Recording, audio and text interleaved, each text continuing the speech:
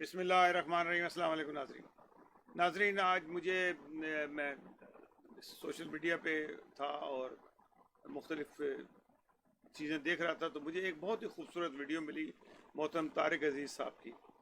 उन्होंने कुछ अर्सा पहले फैसलाबाद का दौरा किया और वहाँ पे उन्होंने एक स्कूल के अंदर उनके वालिदैन भी थे, बच्चे भी थे, वहाँ पे खिताब किया। वो इतना ज़बरदस्त खिताब है कि वो उस खिताब को जितना भी शेयर किया जाए कम है, और उसको ज़्यादा से ज़्यादा फैलाना चाहिए। वो इल्म की बात करते हैं और इल्म पाकिस्तान में जो सबसे बड़ी कमी है वो इल्म की कमी है। इल्म की के ना होने की वजह से ही पाकिस्तान आप 47 से देखें और अब तक पसमानदा ही होता गया और नीचे जाता गया। आपके जो हीरोज़ थे आपने उनको रिजेक्ट कर दिया। उन्होंने जिक्र किया कि जो जूज़ हैं या इसराइली हैं उनका और मुसलमानों का उन्होंने मुकाबला किया, क्योंकि इस वक्त इसराइल की बात चल रही है दुनिया में। उन्होंने कहा इसराइली जो से हैं ना, बहुत भी ज़्यादा अगर आप तादाद बना लें तो 5 करोड़ से ज़्यादा नहीं है पूरी दुनिया में। इसराइल में तो थोड़े से हैं, इसके अलावा अमेरिका में हैं, यूरोप में हैं, पाकिस्तान में हैं, इंडिया में हैं, मुख्तलिफ जगहों पर इसराइली आबाद हैं और बहुत थोड़े थोड़े पैमाने पे होते हैं और इसराइल में ज़्यादा हैं वो, लेकिन वो भी ज़्यादा भी होंगे वहाँ पे तो 2 करोड़ होंगे या 2.5 करोड़ होंगे, मुझे एग्जैक्ट पता नहीं उसका। लेकिन उन्होंने अब तक जो नोबल इनाम जो हासिल किए हैं, 180 नोबल इनाम हासिल किए हैं 5 करोड़ की आबादी ने। टोटल दुनिया की 5 करोड़ की आबादी ने 280 नोबल प्राइज़ लिए हैं। और मुसलमानों की आबादी जो सी है पूरी दुनिया के अंदर 1 अरब और 50 करोड़ से ज़्यादा है, और हमने अभी तक तीन नोबल प्राइज़ हासिल किए हैं। 3 में से भी 2 को हम कहते हैं ये मुसलमान नहीं है। मलाला यूसुफजई को और डॉक्टर अब्दुल सलाम को आप मुसलमान नहीं मानते। मैं जगह जगह देखता हूँ या डॉक्टर अब्दुल सलाम का नाम होता है तो हमारे जो बहुत ज़्यादा इस्लाम पसंद लोग हैं उसके नीचे लिख देते हैं नॉन मुस्लिम। पाकिस्तान के हीरो हैं जनरल अख्तर हुसैन मलिक के साथ लिखा है नॉन मुस्लिम।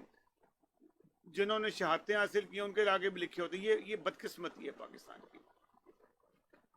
उन्होंने ये हरकत की, उन्होंने इस कहा कि हमारी ये सोचने की बात है इस वक्त दुनिया में हर चीज़ के ऊपर जूस जो से हैं वो काबिज हैं। जितनी भी मल्टीनेशनल कंपनीज हैं वो उनकी हैं, हम उनके डिस्ट्रीब्यूटर हैं या उनके सप्लायर हैं जो उनकी चीज़ को आगे बेचने वाले हैं। हम ओरिजिनल नहीं हैं। मैं आपको ना उनकी जनाब तारिक अजीज़ साहब की वो क्लिप दिखाता हूँ। वो क्लिप गौर से सुने और बार बार सुने, अपने बच्चों को भी दिखाएं। उन्होंने जो जिस तरीके से जिक्र किया बड़े दुखे दिल से, जिस तरह मैं आज बहुत दुखे दिल से बात है, मुझे उनको देख के मेरे आंखों में आंसू आ गए। जब मैंने पहली दफ़ा क्लिप सुना मुझे खुद बड़ी तकलीफ़ पहुंची कि देखें उस शख्स ने वो दुनिया चला गया और कितनी नसीहत करके गया। वो दुनिया से कुछ भी अपने साथ नहीं लेके गया। उसने जो भी कुछ था वो हुकूमत पाकिस्तान को दे दिया जाते वक्त। वो इतना ग्रेट आदमी था और वो उसका नाम हमेशा ज़िंदा रहेगा। जब भी आप उसको याद करेंगे कि आपके ज़हन में आएगा कि एक सच्चा मुहब्बे वतन था, सच्चा आदमी था जो जिसने इल्म का ख़जाना जो है पाकिस्तान में दुनिया भर में बांटा।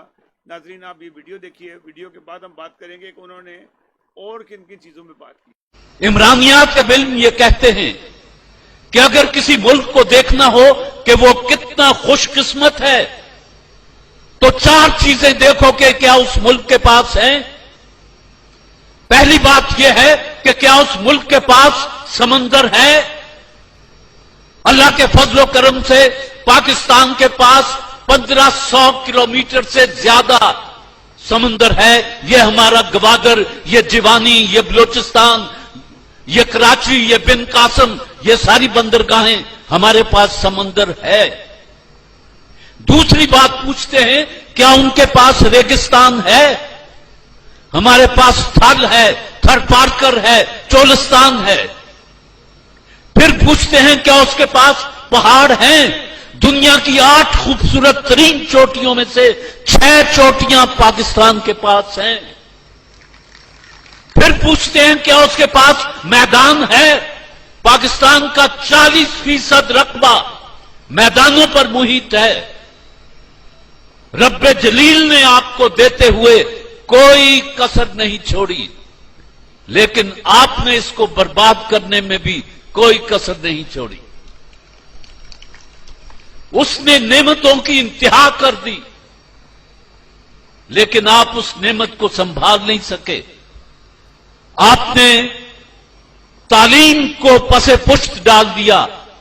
آج بھی تعلیم کے لیے جو بجٹ بنتے ہیں انہیں دیکھ کر ہنسی آتی ہے۔ میں ایک چھوٹی سی مثال دوں گا، مجھے معلوم ہے کہ اس وقت میں لمبی چوڑی تقریر نہیں کر سکتا۔ وہ جب شکیل نے مجھے کہا کہ آپ 2-3 منٹ بول لیجئے گا، تو میں نے کہا مجھے 3 سال چاہیے تقریر کی تیاری کے لیے 3 منٹ بولنے کو۔ کہنے لگے کہ آپ تو گھنٹوں بولتے ہیں۔ میں نے کہا ابھی لے چلو، اگر 2 گھنٹے کی بات ہے تو ابھی لے چلو، اس میں کیا فرق پڑتا ہے؟ 3 منٹ بولنا بڑا مشکل کام ہے، 3 گھنٹے بولنا بڑا آسان کام ہے۔ 20 میں سے 3 گانے گانا بڑا مشکل کام ہے، 20 کے 20 گا دینا بڑا سوکھا کام ہے۔ آپ یہ دیکھیں، میں آپ کو موٹی سی مثال دیتا ہوں تعلیم کی۔ اس وقت دنیا میں مسلمانوں کی تعداد 1 ارب اور 50 کروڑ کے قریب ہے۔ گویا دنیا کا ہر 5واں یا 6واں آدمی مسلمان ہے، اور اس کے مقابلے میں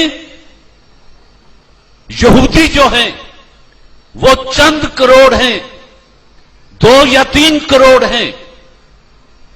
امریکہ میں ہیں، افریقہ میں ہیں، یورپ میں ہیں، پاکستان میں ہیں، یا ادھر ادھر اسرائیل میں ہیں۔ ہم 1 کروڑ 1 ارب 50 کروڑ، وہ 5 کروڑ، اور پچھلے 100 سال میں 200 نوبل پرائز میں سے 180 پرائز جو ہیں وہ یہودیوں کے پاس ہیں، آپ کے پاس صرف 3 ہیں۔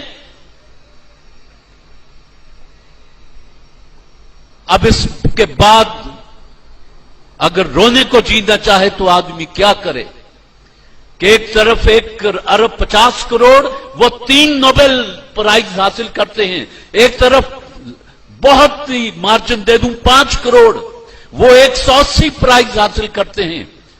معیشت ان کے ہاتھ میں۔ کارل مارکس کون تھا؟ یہودی تھا۔ یہ جس نے پینسلین بنائی کون تھا؟ یہودی تھا۔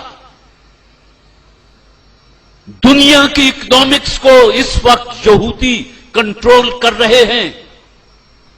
اور میں آپ کو ایک بات بتا دوں، ذہن میں رکھیے گا کہ آپ کے بچوں کا دودھ تک یہ ملٹی نیشنل کمپنیاں اس پر قبضہ کر چکی ہیں۔ جس دن چاہیں گے آپ کے بچوں کو بھوکا مار دیں گے۔ صرف دودھ کی بات کر رہا ہوں، اور پاکستان دنیا میں دودھ پیدا کرنے والا 5واں ملک ہے، لیکن آتا سب کچھ ادھر سے ہی ہے۔ بسکٹ بھی ادھر کے آتے ہیں، گندم بھی وہیں سے آتی ہے۔ میرے پاس وقت کم ہے اور دل کے زخم زیادہ ہے، زیادہ نہیں کہوں گا، صرف یہ کہوں گا کہ آپ، یہ فیصل آباد تاجروں کا شہر ہے، یہاں تجارت بہت ہوتی ہے۔ سب سے بہترین انویسٹمنٹ یہ ہے کہ آپ اپنے بچوں کو بہترین تعلیم دیں، خود چاہے 1 وقت کھانا کھائیں، لیکن اپنے بچے کے لیے اس کے بستے میں کتابیں پوری ہونی چاہیے۔ اس لیے کہ ہم تو اب جانے والے ہیں۔ جی ناظرین، آپ نے محترم طارق عزیز صاحب کی ویڈیو دیکھی۔ طارق عزیز صاحب نے دل کی گہرائیوں سے اور دل سے یہ اپیل کی کہ ہم دنیا میں کیوں مار کھا رہے ہیں۔ انہوں نے ایک تو یہ کہا کہ نوبل انعام تو لیے ہی دنیا میں، پھر ہم نے اکنامکس میں ہم نے اپنی مار کھائی ہے۔ ہمارا سب سے بڑا مسئلہ ہی یہی ہے کہ ہمارے پاس اچھے اکانومسٹ نہیں ہیں، اور جس کی وجہ سے ہم نے یہ ساری تکلیف اٹھائی۔ ہم پلاننگ نہیں کر پاتے۔ پلاننگ کرنے والے جو ان سے ہوتے ہیں زیادہ تر چور ہوتے ہیں، ان سے پلاننگ کراتے ہیں، جیسے اسحاق ڈار صاحب تھے، اور پھر اس وقت موجودہ حکومت میں بھی جو لوگ ہیں وہ بھی سب اپنا پیسہ بنا رہے ہیں۔ آپ کو آنیسٹ بندے جو سے ہیں، جو جب ملتے ہیں تو آپ مذہبی تعصب کا چکر آ جاتا ہے۔ آپ مولوی سے پوچھنے چلے جاتے ہیں، طاہر شرفی سے پوچھتے ہیں، اور یہ مقبول جیسے جاہل اعظم سے آپ مشورہ کرنے لگتے ہیں۔ آپ اور کوئی نہیں ملتا تو آپ اس سے مشورہ کرتے ہیں جو آپ کا مذہبی امور کا ایک جاہل آپ نے بھرتی کیا ہوا اس سے بات کرنے لگتے ہیں. یہ اکنامک کا مسئلے سے مذہب کا کوئی تعلق نہیں ہے. آپ نے جو نفرتیں پھیلائی ہوئی ہیں، نفرتوں کی وجہ سے آج آپ برباد ہو رہے ہیں. عاطف میاں کو آپ نے رکھا اور پھر اس کے بعد اس کو ہٹا دیا، اور ابھی بھی چور دروازے سے اس سے مشورے کرتے ہیں. آپ کھل کے نہیں آ سکتے کیونکہ آپ بزدل ہیں. یہی وجوہات ہیں کہ پاکستان جو ہے مزید نیچے کی طرف جا رہا ہے، اور ابھی اور کتنا نیچے جانا ہے یہ اللہ ہی بہتر جانتا ہے.